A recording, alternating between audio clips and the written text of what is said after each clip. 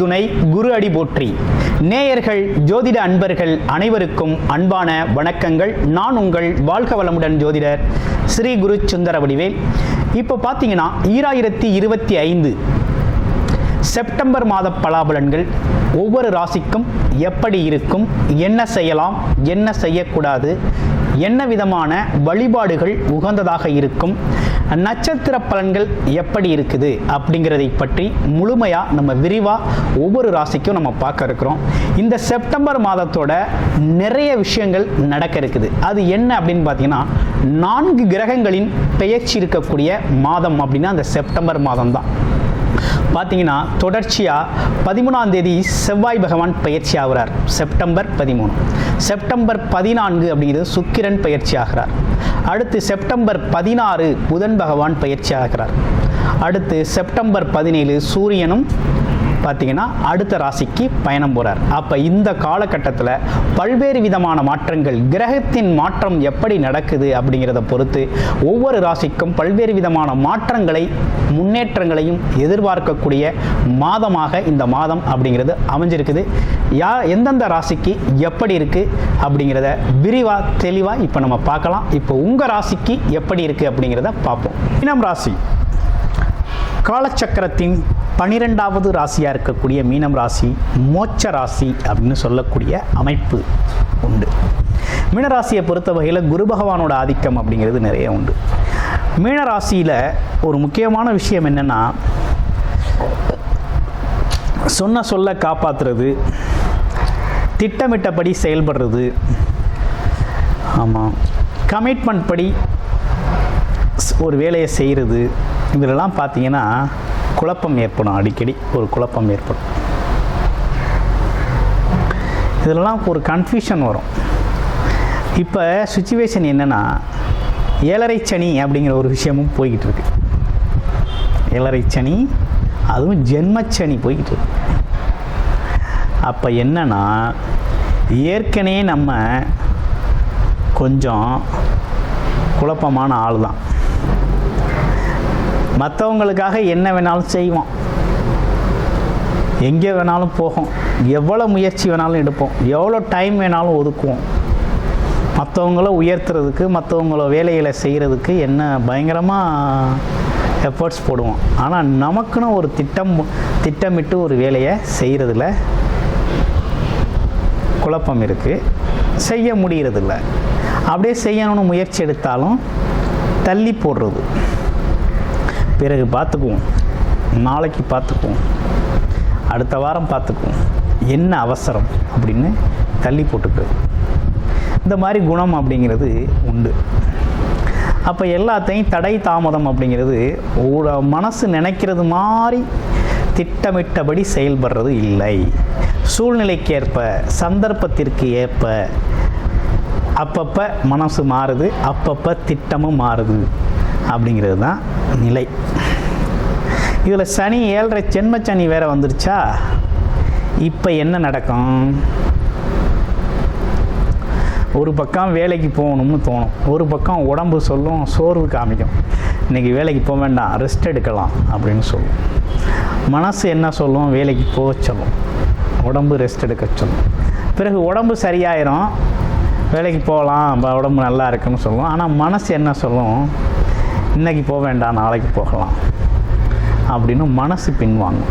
இப்போ உடலும் மனமும் ஒரு குழப்பம், முன்னுக்கு பின் முரணாக செயல்படக்கூடிய ஒரு அமைப்பு உருவாகுது. நிறைய பேருக்கு இந்த சிக்கல் வருது மீனராசியில். ஆமாம், இந்த குழப்பம் வருது. ஆமாம், இப்போ நீங்கள் செய்ய வேண்டிய விஷயம் என்னென்னா, ஜென்மச்சனி நம்ம மேலே ஏறிட்டாருனாலே உடல் உழைப்பு அப்படிங்கிறத தவிர்க்கவே கூடாது. உடல் உழைப்புங்கிறத தவிர்க்கவே கூடாது. உடல் உழைப்பு செஞ்சுக்கிட்டே இருக்கணும். கை வலிக்குது, கால் வலிக்குது, உடம்பு வலிக்குது அப்படிங்கிற பேச்சுக்கெல்லாம் இடமில்ல. ஏதோ ஒரு வகையில் உடல் சார்ந்த உழைப்பு இருந்துக்கிட்டே இருக்கணும். அப்போ தான் உடம்பு மனசும் கொஞ்சம் கொஞ்சம் பேலன்ஸ் ஆகி போகும். ஒரே அடியாக ரெஸ்ட்டு விட்டால் ரொம்ப சிக்கலாயிடும்.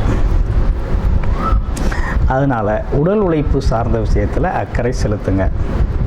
அடுத்து முன்னோர்கள் வழிபாடு அப்படிங்கிற ஒரு விஷயத்தை கொஞ்சம் செஞ்சுக்கிட்டு வாங்க. வயதானவர்களை பார்த்தா உங்களால் முடிஞ்ச உதவிகளை செய்யுங்க. ஆமாம், செய்யுங்க. அதே நேரத்தில் பார்த்தீங்கன்னா அமாவாசை பௌர்ணமி திதி நாட்களில் வழிபாடு பண்ணுங்க. ஆலய வழிபாடு செஞ்சுக்கங்க.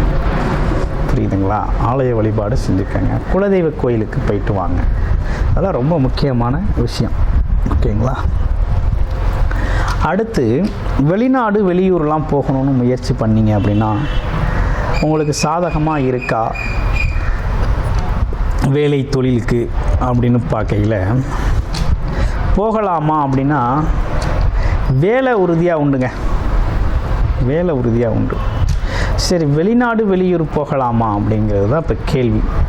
தாராளமாக போகலாம். தாராளமாக வெளிநாடு வெளியூரில் போய் வேலை பார்த்தீங்க அப்படின்னா ரொம்ப நல்லாயிருக்கும். ஒரு புது மனிதர்களோட சந்திப்பு, புது ஆட்களோட சந்திப்பு, வேற்று மொழி பேசுகிறது, வேற ஒரு லாங்குவேஜில் வேறொரு விஷயமா ஒரு புது மனிதர்களோட சந்திப்பு, புது அட்மாஸ்பியரில் இருக்கிறது அப்படிங்கிறது ரொம்ப நல்லது. அப்போ வேலை தொழிலுக்காக வருமானத்திற்காக வெளியில் போகணும் முயற்சி பண்ணுறவங்க நல்லபடியாக போங்க. ஒரு பிரச்சனையும் இருக்காது. நல்லா போகலாம். அடுத்து பாருங்கள், அரசு காரியங்கள் சம்மந்த அரசாங்க வேலைக்காக முயற்சி பண்ணுறவங்களுக்கு கொஞ்சம் இந்த காலகட்டத்தில் எழுதின எக்ஸாம் கிட்டத்தில் சில பேருக்கு தடைப்படும். பக்கத்தில் போய் கொஞ்சம் தடைகள் இருக்கக்கூடிய அமைப்பு, பேப்பர் ஒர்க்கில் சிக்கல் வருது. சரி, அடுத்து பார்ப்போம். அப்பா மகன் உறவு நிலைகளில் கொஞ்சம் கவனமாக இருக்கணும். அடுத்து பாருங்கள், சொந்த தொழில் நல்லா இருக்குமான்னு நிறைய பேர் கேள்வி. நீங்கள் சுயமாக செய்யக்கூடிய தொழில் இந்த காலகட்டத்தில் நல்லபடியாக சக்ஸஸ்ஃபுல்லாக இருக்கும். அதனால் உங்கள் தொழில் முயற்சியை தொடர்ச்சியாக எடுங்க. நல்லபடியாக ஜெயிக்கலாம். அதில் எந்த குறையும் இருக்காது. வேலை கிடைக்குமா அப்படின்னு நிறைய பேரோட கேள்வி. கண்டிப்பாக உறுதியாக வேலை கிடைக்கும். ஆமாம், இப்போ வேலை கிடைக்கிறது ஒரு தடவைக்கு 2 தடவை முயற்சி பண்ணால் தான் கிடைக்கும். சும்மா போன உடனே டக்குன்னு கிடைச்சாது. ஏன்னா அங்கே தடை கேது பகவான் வேறு இருக்கிறார். அப்போ என்ன நடக்கும் அப்படின்னா சின்ன சின்ன தடை தாமதங்களோட நமக்கு வேலை வாய்ப்பில் ஒரு ஸ்ட்ராங் கிடைக்கும். நல்லபடியாக இருக்கும். வேலை பார்க்குற இடங்களில் சின்ன சின்ன தொந்தரவுகள் இந்த காலகட்டத்தில் வந்து போகும். ஆமாம், அதெல்லாம் பெருசாக எடுத்து அதில் பிரச்சனை பண்ணிக்கப்படாது. அடுத்து வேறு என்ன அப்படின்னு பார்த்தோம்னா குடும்பம், பெண்கள் குடும்ப உறவுகள் எப்படி இருக்கும் அப்படின்னு பார்க்கையில் குடும்ப உறவுகள் அப்படிங்கிறது கொஞ்சம் பொறுமையாக போகணுங்கோ. அவசரப்படக்கூடாது. பேச்சு, கடுமையான வாக்குவாதங்களை தவிர்த்துக்கணும் மீனராசி அன்பர்கள். அதே போல் பெண்களுக்கு நல்லா இருக்குது. பெண்களுக்கு எப்போ நல்லா இருக்குது? செப்டம்பர் 17 பிறகு பெண்களுக்கு பார்த்திங்கன்னா ரொம்ப சிறப்பாக இருக்குது. குடும்ப பெண்களுக்கெல்லாம் திருமணம் நடக்குமான திருமண சுபகாரியங்களுக்கான பேச்சுகள் நடக்கக்கூடிய அமைப்பு இருக்குது. வரன் அமையும். யாராவது ஒருத்தருக்கு குருபலம் இருக்குது அப்படின்னா திருமண ஏற்பாடுகளை சிறப்பாக செஞ்சுக்கலாம். உங்களோட தசாபுத்தி அமைப்புகளும் நீங்கள் பார்த்துக்கணும். இப்படிப்பட்ட விஷயங்களோடு இருக்கக்கூடிய இந்த காலகட்டத்தில் ஆமாம், உங்களுக்கு ஒரு பக்கம் 7.5 சனி இருந்தாலும் இன்னொரு பக்கம் குரு பகவான் தொழில் அமைப்பில் ரொம்ப ஸ்ட்ராங்காக வச்சுருக்கார்.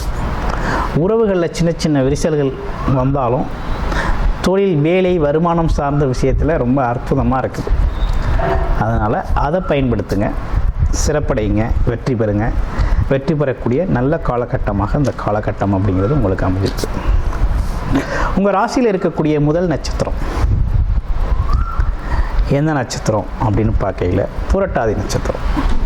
புரட்டாதி நட்சத்திரத்தை பொறுத்தவரையில் இந்த காலகட்டத்தில் வெளிநாடு வெளியூர் பயணங்கள், சேல்ஸு, மார்க்கெட்டிங் துறைகளில் இருக்கக்கூடியவங்க, அதே போல் ஐடி செக்டாரில் இருக்கக்கூடியவங்களுக்கெல்லாம் ரொம்ப சிறப்பாக வேலை அமைப்புகள் ரொம்ப நல்லா இருக்குது. அடுத்து பாருங்கள், உத்திரட்டாதி நட்சத்திரம். உத்திரட்டாதி நட்சத்திரத்தை பொறுத்த வகையில் பார்த்திங்கன்னா சின்ன சின்ன குழப்பங்கள் இருந்தாலும் ஆனால் வேலை தொழில் அப்படின்னு எடுத்துக்கிட்டோம்னா ரொம்ப ஸ்ட்ராங்காக இருக்கும். வருமானத்துக்கு ரொம்ப சூப்பராக இருக்குது. அதே நேரத்தில் ரிலேஷன்ஷிப் சார்ந்த விஷயத்தில் கொஞ்சம் விட்டு கொடுத்து போகணும். வாக்குவாதங்களை தவிர்த்துட்டு விட்டு கொடுத்து போகணும். இளைய சகோதர மூத்த சகோதர உறவுகளில் கொஞ்சம் பொறுமையை கடைபிடிக்கணும். அடுத்து ரேவதி நட்சத்திரம் எப்படி இருக்குது அப்படின்னு பார்க்கல. ரேவதி நட்சத்திரத்தை பொறுத்த வகையில் செப்டம்பர் 17ஆம் தேதிக்கு பிறகு தான் கொஞ்சம் நல்லா இருக்குது. எடுத்த காரியங்களில் வெற்றி, படிப்பு சார்ந்த துறைகளில் வெற்றி, தொழில் அமைப்புகளில் வெற்றி, கமிஷன் தொழில்களில் வெற்றி, வியாபாரம் சார்ந்த தொழில்களில் வெற்றி அப்படின்னு பல்வேறு விஷயங்களில் வெற்றி பெறக்கூடிய அமைப்பு வருது. திருமணம் சார்ந்த விஷயங்கள், முயற்சிகள் கைகூடுவது, இப்படிப்பட்ட விஷயங்கள்லாம் நடக்க அமைப்பு அப்படிங்கிறது சிறப்பாக இருக்குது. ஆக மொத்தத்தில் இந்த மீனராசி அன்பர்களுக்கு உடல் ஆரோக்கியம்லாம் எப்படி இருக்குது அப்படின்னு பார்க்கையில், உடல் ஆரோக்கியம் சார்ந்த விஷயங்கள் பார்த்திங்கன்னா கொஞ்சம் கவனம் எடுத்துக்கணுங்க. அதில் எந்த துறை எது சார்ந்த விஷயத்தில் கவனம் எடுத்துக்கணும் அப்படின்னு பார்த்தோம்னா, இடுப்பு வலி, எலும்பு வலி, வயிறு சார்ந்த விஷயங்கள், அடிவயிறு சார்ந்த விஷயங்கள் எல்லாம் கொஞ்சம் கவனம் எடுத்துக்கணும். அதே போல் வண்டி வாகன பயணங்கள் அப்படிங்கிறது கொஞ்சம் பார்த்து போகணும். சறுக்கலான இடங்கள், மலைப்பகுதியில் ஏறுறது, படிக்கட்டுகள் ஏறுறது, பாத்ரூமில் நடக்கிறது, இதெல்லாம் வழுக்கி விழாமல் கொஞ்சம் நிதானமாக இருக்கும். ஆமாம், உடல் ஆரோக்கியங்கிறது வயிறு, இடுப்பு பகுதிகள் இது சார்ந்த விஷயத்தில் கொஞ்சம் பெயின் வரும். அப்போ என்னென்னா, உணவு முறைகளையும் உறக்கத்துலேயும் கொஞ்சம் கூடுதல் கவனம் எடுத்து உடம்பை பார்த்துக்கணும். மற்றபடி விஷயங்கள் எல்லாமே இப்படி இருக்குது. இந்த மாதத்தோட கிரக மாற்றங்களுக்கு ஏற்ற இந்த அமைப்புகளோடு இருக்குது. இப்போ உங்களுடைய பிறப்பு ஜாதகம் எப்படி இருக்குது அப்படிங்கிறத பார்த்துட்டு எந்தெந்த துறை சார்ந்து நீங்கள் இருக்கிறீங்களோ அது சார்ந்த முயற்சிகளில் சாதகமாக இருக்கா பாதகமாக இருக்கா அப்படிங்கிறத இதோட ஒப்பிட்டு பார்த்து, தசாபத்தி அமைப்புகளோடு ஒப்பிட்டு பார்த்து அதற்கான முயற்சிகளை எடுத்து மிகப்பெரிய லெவலில் இந்த காலகட்டத்தை பயன்படுத்திக்கலாம். ஆமாம், வழிபட வேண்டிய தெய்வம் அப்படின்னா ஆஞ்சநேயர் வழிபாடு தான் உங்களுக்கு சிறப்பு. பண்ணிக்கோங்க. நன்றி, வணக்கம், வாழ்த்துக்கள்.